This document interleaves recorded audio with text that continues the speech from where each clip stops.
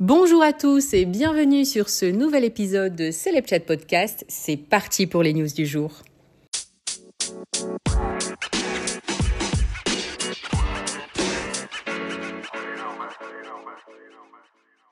Figure emblématique du rap français, Franglish n'a plus rien à prouver. Détenteur de 3 disques d'or, l'artiste a aussi eu la chance de collaborer avec de grands noms de la scène musicale comme Aya Nakamura et Ninho. Pour promouvoir ses tubes, il parcourt régulièrement le globe et se produit aux 4 coins du monde. De Détroit à Dubaï, en passant par Paris, le jeune homme âgé de 29 ans n'arrête pas. Et le 1er février 2018, quelques jours après un concert à l'Accor Arena de Bercy, il était l'invité exceptionnel de Yasmine Ouglis dans la Maison des Maternelles. Un passage qui avait suscité de vives réactions. Et pour cause. À peine arrivé sur le plateau de l'émission, l'acolyte d'Agathe Le Caron avait tendu sa main au rappeur tout amour afin que celui-ci y dépose un baiser. Elle avait même pressé l'interprète de trop parler en ajoutant « Allez !» un geste qu'il avait refusé net en brandissant son alliance. « Je suis marié, je ne peux pas », avait-il expliqué avant que la jolie brune ne tire son bras d'un coup sec. « C'est pas vrai !» s'était-elle exclamée. Et de poursuivre gênée, « Moi aussi je suis mariée et ça n'empêche pas !» Plus de 5 ans après cet épisode gênant, la séquence vient tout juste de refaire surface. Et sur TikTok, de nombreux internautes commentent l'attitude de la chroniqueuse qu'ils jugent irrespectueuse. « Oh, elle veut !» écrivait un utilisateur de l'application chinoise. Et un autre de renchérir « Le culot de la journaliste entre le « allez » et le « ça n'empêche pas », Franglish ne change pas. Un bad buzz pour Yasmine Ouglis qui n'a pas fini d'entendre parler de cet échange. Une séquence forte en émotion. Ce dimanche 18 février, le gratin du cinéma s'était réuni au Royal Albert Hall pour la cérémonie des BAFTA 2024, l'équivalent britannique des Oscars. Une soirée au cours de laquelle le cinéma a été mis à l'honneur. Et pas n'importe quel cinéma, le cinéma français, car la réalisatrice Justine Triet est repartie avec le prix du meilleur scénario original pour Anatomie d'une chute, à moins d'1 mois des Oscars. Les BAFTA ont également récompensé Emma Stone, lauréate du prix de la meilleure actrice pour son rôle dans Pauvre créature, ainsi que Cillian Murphy, qui a remporté le prix du meilleur acteur pour sa prestation dans Oppenheimer. Le biopic réalisé par Christopher Nolan a d'ailleurs été le grand gagnant de la cérémonie, remportant notamment le prix du meilleur réalisateur ainsi que celui du meilleur film. Cette récompense a d'ailleurs été remise par un invité bien particulier. En effet, c'est l'acteur Michael J. Fox, star de la trilogie Retour vers le futur, qui a été choisi pour annoncer le nom du vainqueur du meilleur film. Une présence qui a provoqué une vive émotion. Atteint de la maladie de Parkinson depuis l'âge de 29 ans, le comédien de 62 ans est arrivé sur scène en fauteuil roulant, avant de se lever pour se rendre au pupitre. L'ensemble de la salle s'est alors levé pour faire une standing ovation qui a particulièrement ému l'acteur.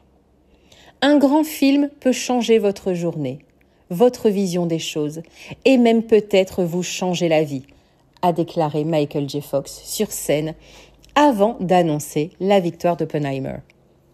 C'est sur les réseaux sociaux que l'émotion était très palpable, comme on a pu le voir à travers certains messages des internautes.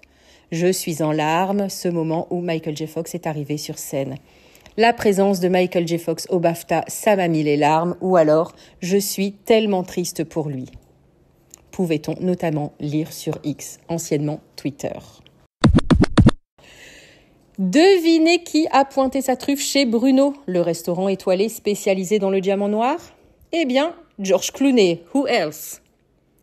La star hollywoodienne a beau avoir une belle bastide et 172 hectares pour cultiver son potager, elle aime parfois à se perdre dans les Estancets du Var, son département d'adoption. Bon, l'auberge en question a une étoile au Michelin et Georges, qui n'a toujours pas la sienne au Walk of Fame, en est reparti plein les yeux, à en croire les photos postées sur Instagram. Alors que les internautes se demandent encore qui du chef ou du barista est le plus photogénique, le comité du tourisme du Var continue sans doute de se frotter les mains.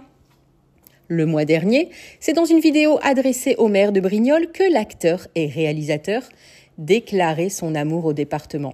« Je voudrais vous souhaiter une bonne année. Nous adorons passer du temps dans le Var », avait-il ainsi affirmé lors de la cérémonie des vœux du maire. Car oui, quand on invite Georges aux vœux du maire, c'est lui qui fait le discours. Alors s'il passe demain dans votre restaurant, vous serez prévenu. Il faut croire que dans l'Oklahoma, on était plus intéressé par le match de football du Super Bowl que par les publicités qui y sont diffusées. Une séquence devenue pourtant une institution aux enjeux financiers importants. C'est dommage, puisque c'est là que Beyoncé a choisi d'annoncer la sortie de son prochain album et des 2 premiers singles extraits. Des titres influencés par la musique country, selon la vie générale. Ou du moins ce que l'on croyait être la vie générale. Visiblement, même avec un chapeau de cow-boy, Beyoncé n'apporte pas assez de garanties country. En tout cas, à l'un de ses fans qui demandait innocemment à la station de radio KAYKC, spécialiste dans l'Oklahoma de ce style de musique, pourquoi il ne diffusait pas Texas Hold'em, le nouveau titre de la star ? Eh bien, le directeur de la chaîne avait répondu par email qu'il ne diffuse pas Beyoncé car, je cite, « Nous sommes une station de musique country ». La réponse est devenue virale et très vite, des accusations de racisme ont été proférées par le fan club de la star. Alors, paniquée devant la fronde et le bad buzz, la station a rétropédalé en 3 temps. Tout d'abord, a-t-elle affirmé, la réponse était un message standard envoyé à ceux qui réclament de passer une musique qui n'entre pas dans la catégorie de la station. Une demande concernant les Rolling Stones aurait reçu la même réponse. Deuxième temps, KAYKC ne savait pas que Beyoncé avait opéré un tournant vers la country. Une réponse étonnante de la part de spécialistes de la musique et de celle-ci en particulier, tant le battage médiatique fait autour de la diffusion des 2 singles de la méga star dimanche a fait parler. Et troisième temps, la chaîne n'avait pas reçu le fichier Columbia Records, ne l'ayant pas diffusé auprès des stations de radio country. Une fois ce détail réglé, elle diffuse les 2 titres. Sauf que KAYKC n'est pas la seule station à ne pas accueillir à bras ouverts la conversion de Beyoncé à la country. Selon Billboard, dans les premières 24 heures suivant sa diffusion, seules 8 stations repérées comme country ont diffusé Texas Hold'em et une seule, K-Bay San Francisco, plus d'une fois. 16 Carriage n'a été diffusée dans aucune des 150 stations du panel de Billboard, ce qui empêche les 2 titres d'entrer dans la liste des charts. Toutefois, rien n'est perdu. Je pense que c'est différent d'entendre Beyoncé sur une station de radio country. Nous allons continuer à la diffuser, voir si elle plaît au public et laisser à celui-ci le soin de décider si elle doit continuer à figurer sur la liste de diffusion. A commenté Bo Matthews, le directeur de K-Bay.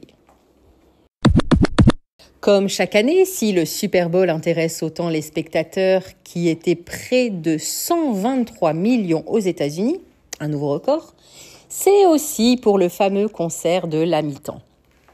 Chaque année, les plus grandes stars de la planète se succèdent et après The Weeknd ou encore Rihanna l'an dernier, c'était cette fois-ci au tour du roi du R&B, Usher, d'assurer le spectacle. Comme convenu, le chanteur de 45 ans a fait la plupart de ses classiques. Pour l'accompagner sur l'immense scène improvisée en plein milieu de l'Allegiant Stadium de Las Vegas, l'artiste a notamment fait appel à la diva Alicia Keys. Vêtue d'une sublime robe rouge, la chanteuse américaine de 43 ans a notamment repris le tube My Boo, connu de tous. Une performance qui a malgré tout suscité les débats. Certains internautes reprochant à Alicia Keys quelques fausses notes pendant sa prestation. Mais les critiques ne s'arrêtent pas là. Et d'autres n'ont pas du tout aimé l'attitude d'Usher à son égard. Pendant leur duo, le chanteur n'a pas hésité à se montrer particulièrement tactile avec sa partenaire. Des critiques qui sont arrivées aux oreilles du mari de cette dernière, qui n'est autre que le rappeur et producteur Swizz Beatz. Passablement énervé, ce dernier a décidé de répondre avec un message plein de sagesse. « Vous êtes tous complètement hors sujet », s'exclame-t-il en introduction, partageant plusieurs belles photos du show du Super Bowl. Swizz Beatz défend sa femme et Usher. « Vous ne voyez pas cette robe incroyable qui recouvre l'entièreté du stade ? La performance de ce soir n'était rien d'autre qu'incroyable avec ces deux géants.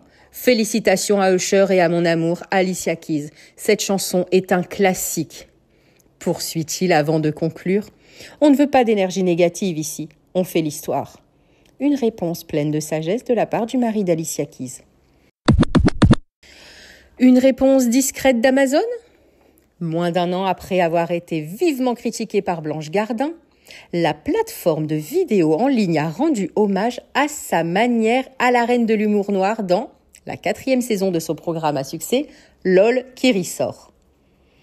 Comme le fait remarquer TV Magazine, le visage de Blanche Gardin apparaît dans le 3e épisode, lorsque Jérôme Commandeur reçoit une arme à Fifi, octroyée par le maître du jeu Philippe Lachaud. On aperçoit un photomaton dévoilant une affiche sur laquelle on voit le visage de Blanche Gardin.